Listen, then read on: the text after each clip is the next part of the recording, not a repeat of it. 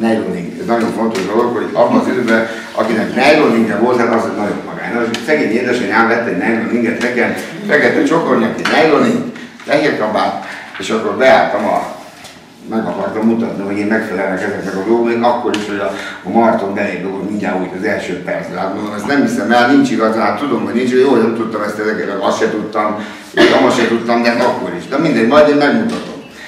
Tehát nem visszapofáztam, hanem megpróbáltam, hogy majd én megmutatom. Hát meg is mutattam, oda mentem a kávés konyhához, a Gundában meg szerintem más éttermekben is úgy van egy kávésplac, van egy cukrásztat, van egy hidegkonyha, egy levespálya, egy tésztásplac, jó. Mentem a kávéért, és ott volt a Landsferi, de hívták szegény Feri, mindegy. És ő volt a brigádvezető, az egyik.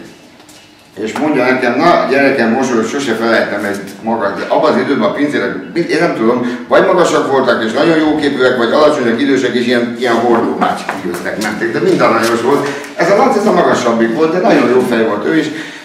Azt mondja, figyelj, de gyerekem, azt mondja, majd én most meglátod azt mondja, hogy milyen komoly karrier előtt állsz, azt mondja, szaladják, azt mondja, ezzel a tálcával, ezzel a plató kávéval konkrétan így mondta, szaladják ki az országútra.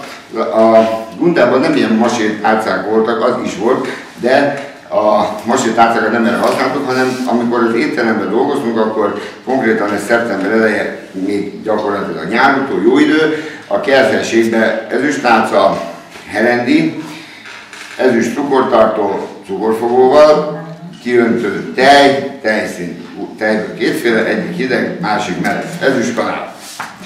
Megfogtam, majd érjünk ki az országot. Ez nagyon boldog voltam, hogy egyáltalán hozzám szóltak, hogy fú, ezt nem hiszem, hogy és észrevettek, hát ezt ne. És én vigyem ki az országútra, hát milyen király. A Gundának következőképpen volt a felállás, volt a kerthelyiség, most is nagyon elegánzett, abban az időben, hát azt nem lehet elmondani. Kerthelyiség, étterem, borozó. A kerthelységben, mert hogy úgy volt, oda hittem, azt én nem tudtam akkor, mint később kiderült, hogy különböző placok voltak. Van a konyhajobb, a konyhaba, a nagyonfogó, az országút. Na most, plusz volt az állatkert mellett a sűrű, aki szintén a sűrű bácsinak hívták, aki szintén a Gundához tartozott, de ez egy ilyen 270 volt egy korsós és ilyen korsókat, és akkor ezek ilyen könyökök voltak, itt volt föl, ide könyököttek, alulra meg tették a redikzőleket a hölgyek, meg az urak, amiket ugye be lehetett tenni.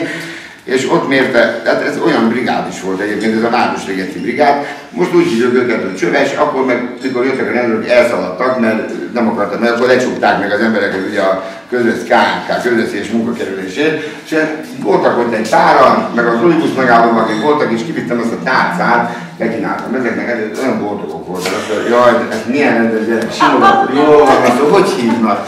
Andris, jaj, de ügyes gyerek vagy.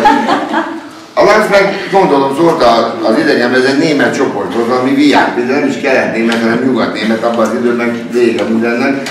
Kereste a csoportvezető, az ibuszos, hogy hol ez van, intenzív tours, hogy a Lanzot kereste, hogy hol van a kávé, megy a busz.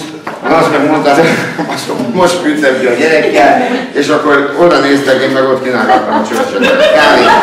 Nem tudom elmondani. Reggel belébrugott a Marton, de ez még akkor fél egy volt, vagy épp hogy elkezdődött, de reggel 9-kor belébrugott, fél egykor meg elszabart. Tehát én így írtam, azt nem még örültem, nem, mert Marton Gárdai egyébként nagyon jó ember, nagyon szeretem. És akkor mondtam a Martonnak, hogy én nem tettek róla, mondom, mert a főúr mondta, hogy vigyem ki az országútra, mondom, hova vittem volna. Azt mondja, hogy gyakorlatilag azt mondja, Marton, te nem ismered a helyet, hogy ugye hol dolgozol, hogy hívnak. Hát mondom, tulajdonképpen nem ismerem. Mondom, de hát ezért is történhetett meg, hogy kiszaladtam az országot.